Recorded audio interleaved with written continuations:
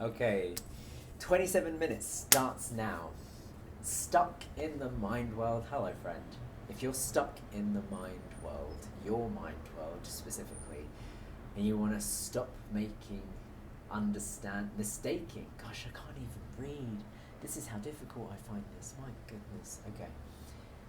This video is whether. This video isn't weather. God. Okay. Compose. What you're witnessing is a mini breakdown.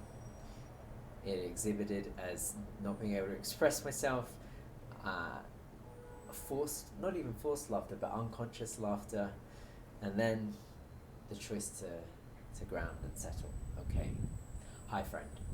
This video is for you if you are stuck in your mind world. How to stop mistaking understanding for realization. That's what we're going to be exploring in this video. This is what I've been sitting with this week. Is the focus of this week's integration practice, which is all about. So for me, this week I felt like I've gotten it, like I figured it out, only to realize actually no, I haven't. It's like it's Brad Pitt in Fight Club. Yep, totally get it. No, I've lost it. It's gone. But Lou, you don't know where I've been. Okay, let me just read this for you. Now ground me. This reflection distinguishes direct realization from the mind's addiction to getting it. The mind's addiction to getting it. I've been addicted to a need to figure it out and find the solution. Ultimately, it's paradoxical, so you already had it. You didn't need to get it. It's already gone. The heart of practice is the falling away of ignorance, not the accumulation of perfect ideas. So this speaks into how it's possible to become so fixated and focused on battery low through me, on spiritual teachings and wanting to walk the path of betterment, that one can create this spiritual ego. And the irony of it is that it's so complex yet so fragile. It's this house of cards that's so delicately balanced, and you're trying to deconstruct it by pulling away a card at a time, but really if you pull the wrong card out at the wrong order, the wrong point, it completely falls apart. And that's where I feel going into despair, depression, grief, rage, all of those extremes can be found. Pointing out instructions reveal what is already present, while refined understanding helps only insofar as it becomes transparent and does not pose as realization. That's a very long sentence. Essentially, what that's saying is the teachings are a pointing towards, but they're still a construct. They're still a fabrication of the mind. They can't replace the actual experience, the thing that it's pointing to. It is the closest approximation we can get, but it's not the real thing. And so at some point, there's a need to let go of the teachings too. Otherwise, you're just holding on to another fabrication. It's just another false story. It's another ignorance. In recognizing the way my brain's been processing this week is, it would be like learning about love, becoming a world expert, fully understanding all of the intricacies of love. That is not the same as actually being in love. You can point to it as much as you want, but the experience of it is infinitely more impressive and overwhelming sometimes, that you can't approximate it with words. You can get close, and that's the beauty of Sanskrit language. It's designed to vibrate in the direction of the thing that it's pointing to. And so by embodying scriptural teaching, which is a more fundamental, true expression of the thoughts that you've been housed and imprisoned in, if you can replace those thoughts with wiser ones, such as spiritual teachings or teachings from someone who knows more than you, essentially, with a higher power, a greater knowledge, then you can create the alchemization of the knowledge into wisdom, being able to embody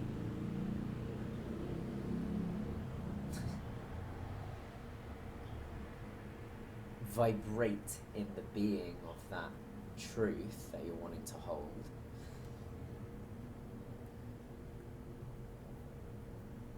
and experience it. So I've been dealing with, I guess, imposter syndrome and a not good enoughness. That's been my narrative this week. And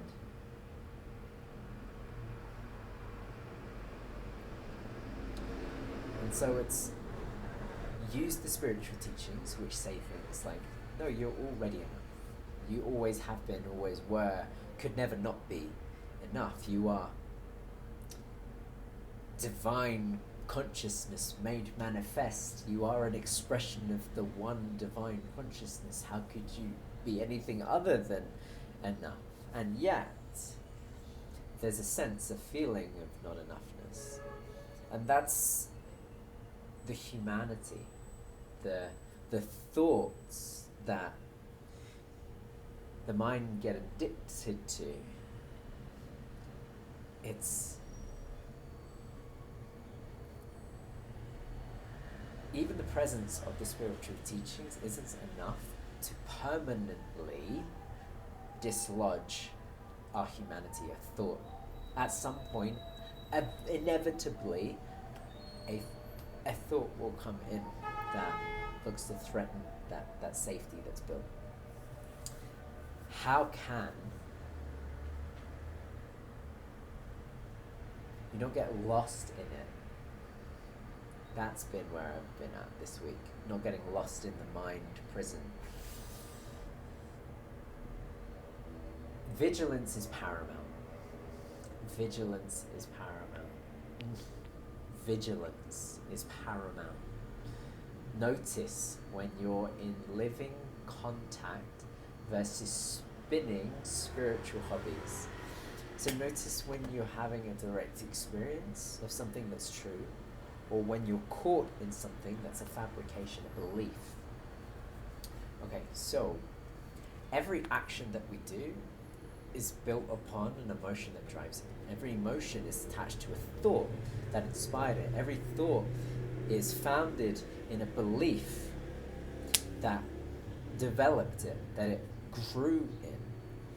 And at any point, we have a choice whether to adopt that belief in the absence of proof, in the absence of experience, or to choose something different, whether that's a better belief, like a spiritual teaching, or the thing that the spiritual teaching cannot be, which is the actual truth, the actual lived experience.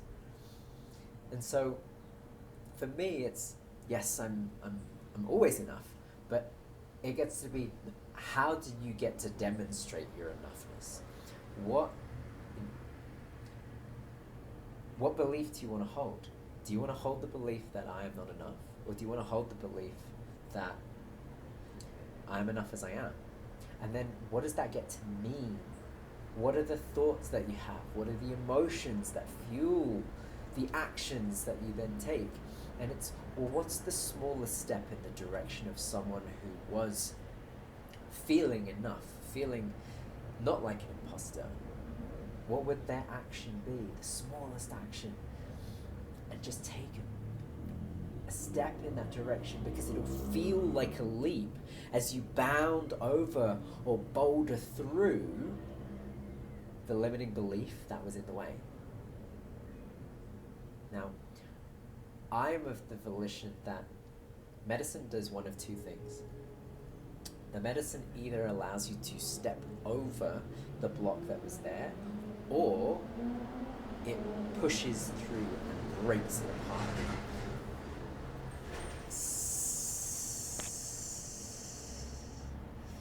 I think there's a danger, a challenge in just stepping over because it doesn't deal with it.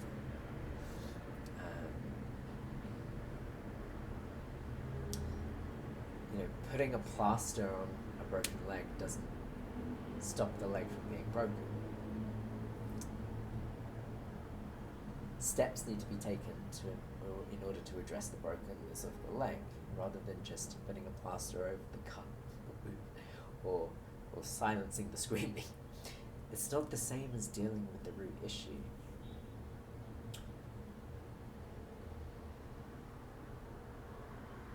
Taking action. Vigilance is paramount. Practices. There it is. That's the action. Thank you. I was tentatively grabbing for the next part of this unpacking, this integration. Practices, yoga, mantra, contemplations serve if they sharpen discernment. Okay. They serve if they sharpen discernment. This is speaking. Oh no.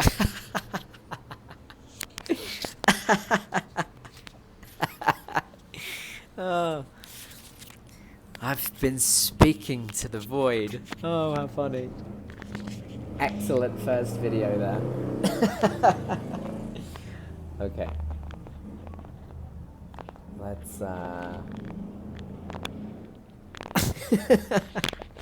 That's hilarious. Okay. There we go. Well, I'm listening to music, so I don't want to... Wait. Okay, let's just do this. Here's the microphone. Okay. Where were we? Practices. It's about taking aligned action. If you're feeling like... if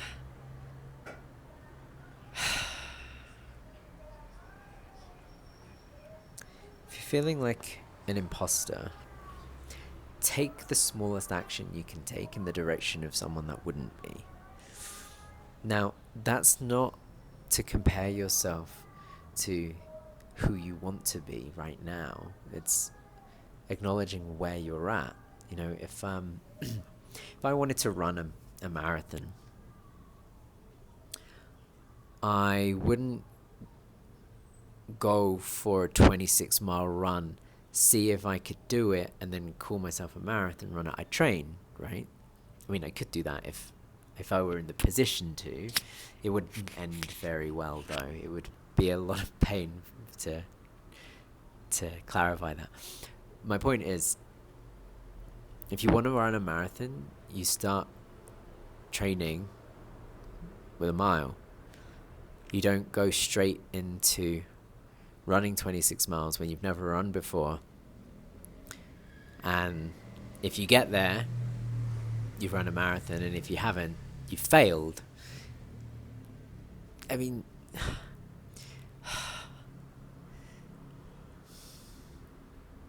take a step in the direction of the aspiring identity you want to embody. That's really what it is, and that's what the yoga practices, the mantra, the contemplations serve.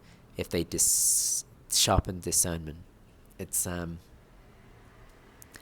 sharpening discernment. It's training. It's sharpening the sword, right? It's becoming better at the craft that you're aiming towards. So, for example, for me, this has been a disaster in the sense that they're not to the level and quality that I would have liked, and yet I've taken the step in that direction, and the aspiring identity I'm wanting is someone that would be good at this. They have the ability to communicate and be engaging and convey ideas in a way that is, if not universally understood, at least in that direction, a great number of people, because that makes it more palatable. Maybe a select few for now.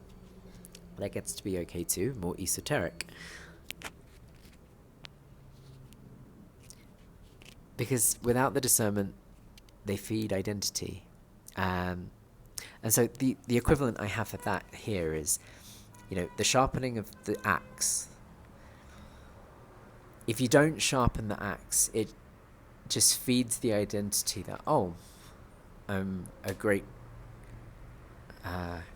chopper of wood. You know, it feeds the identity that I am great because I've not been doing the thing that makes me great. Sharpening discernment, putting in the practice, in moving in the direction of the desired outcome, even if it's not there yet already, looks to sharpen the skill rather than feed the identity.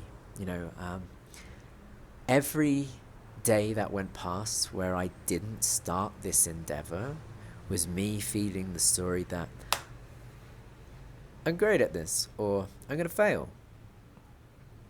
But doing it, even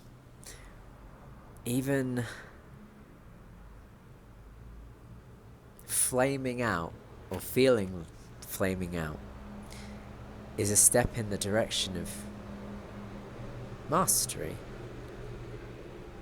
of getting it. The only direct means is looking prior to thought. The only direct means is looking prior to thought. If you're stuck in a thought loop, you're not going to find the solution in the thought loop.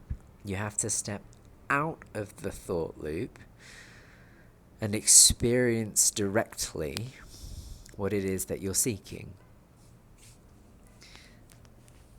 That's to bring it to God, essentially. I know that can be difficult to digest, but that means bringing it to a space outside of your individualized experience, your limited self. and that gets to be, bring it to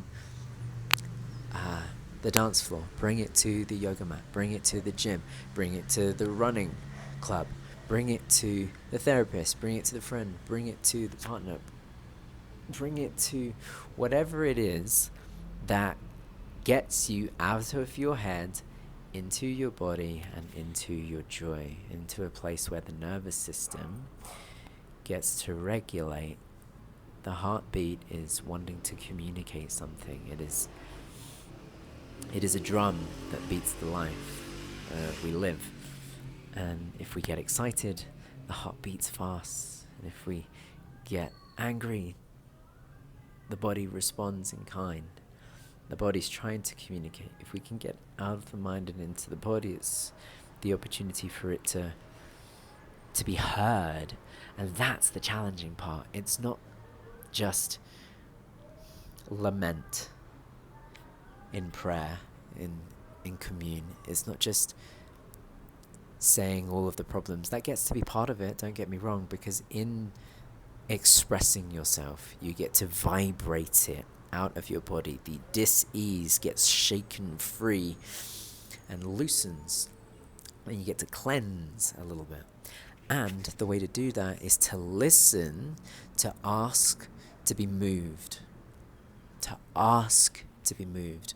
Not for you to think you know how to move, because those thoughts are based on the mind loop that's got you stuck in the situation you're already in. No, it's about finding something different to be moved so that you have direct experience of the thing that you're desiring in that direction. And an inspiration, a thought, comes from the belief that you're adopting. It's like, no, I am this person, even if it's expressed just a mile at a time. The only direct means is looking prior to thought. Get outside of the mind. And by thought, I just need to clarify, that's thought feeling. So in tantric teachings, thoughts and feelings aren't separate. They're just opposite ends of the same spectrum, which means they're inextricably linked. You can't have a thought without a feeling, or a feeling without a thought. They are intertwined. And so if you're having thoughts, there are feelings attached, and vice versa. They're opposite sides of the same coin, which means if you're only addressing one side of the coin, you're missing half the picture.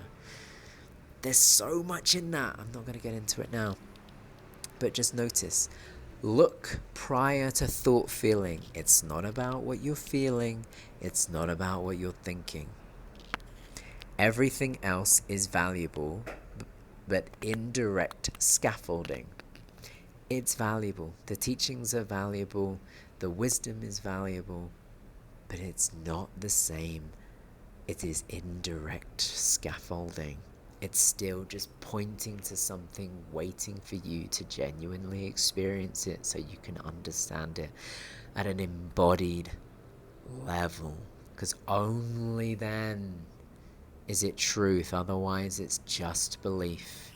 You can read a book on how to drive a car, but until you sat behind the wheel, you do not know what that experience is like. You can educate yourself, get the best drivers, read everything that they've said about the art of driving, but until you experience what it's like to be behind the wheel of a living, breathing car, and every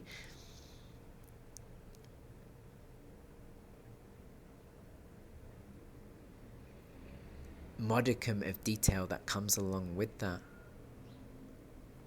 you're only ever gonna think you know what that experience is like. You'll never actually know. When clear seeing dawns, doubt vanishes because no belief is needed. Oh man. When you see clearly, doubt vanishes because no belief is needed. You know because you experience it. You can't then not know.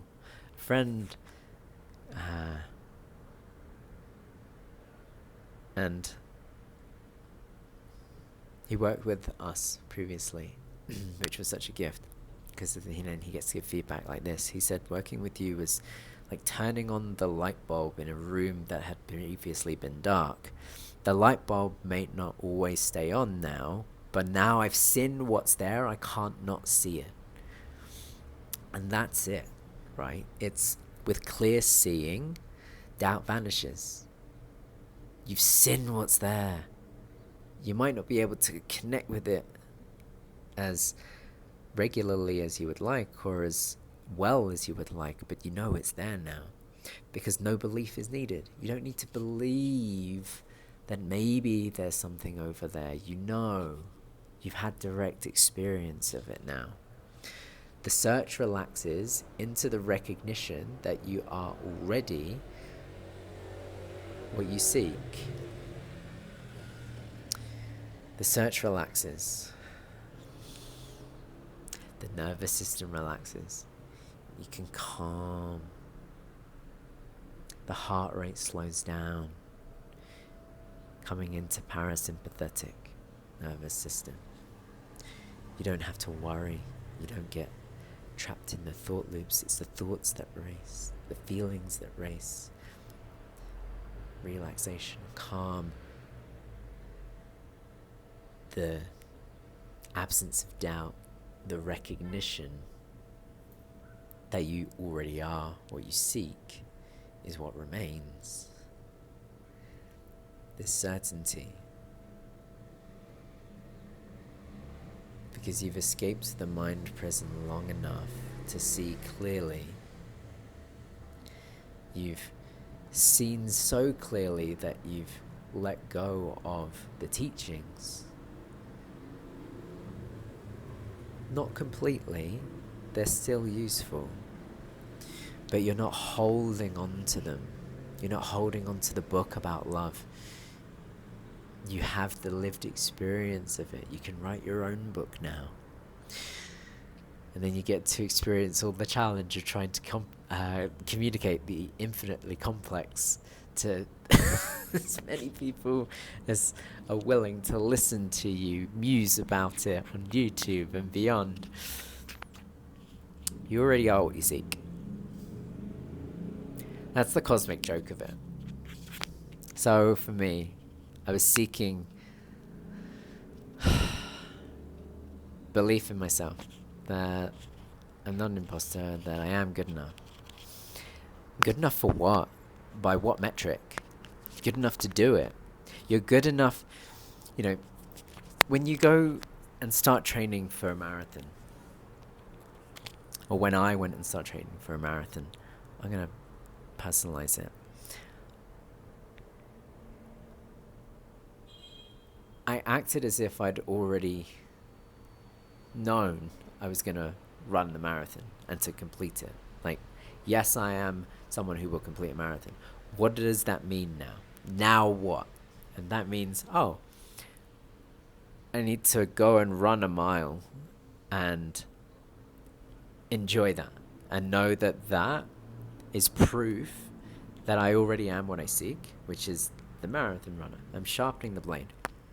Now, I could take that a step further and say, well, then if I already knew I was a marathon runner, I didn't need to run the marathon. That's next level spirituality. Ultimately, yes, you can, but there it is. That's the rub of it. You wouldn't have had the lived experience of what it is like to have run a marathon. You could have read about it, mused, speculated, theorized, held belief about, but until you do it, it's always ever going to be a belief. It's never going to be truth, clear.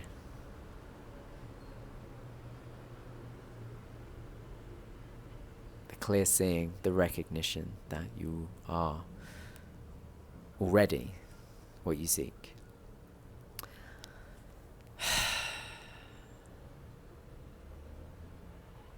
"27 minutes is coming to a conclusion. I know that I was cut off at the beginning because I dropped the microphone and didn't pick it back up. So thank you for going on this journey with me. If you would like an integration pack which explains all of this, then join the mailing list and you'll get last week's integration pack.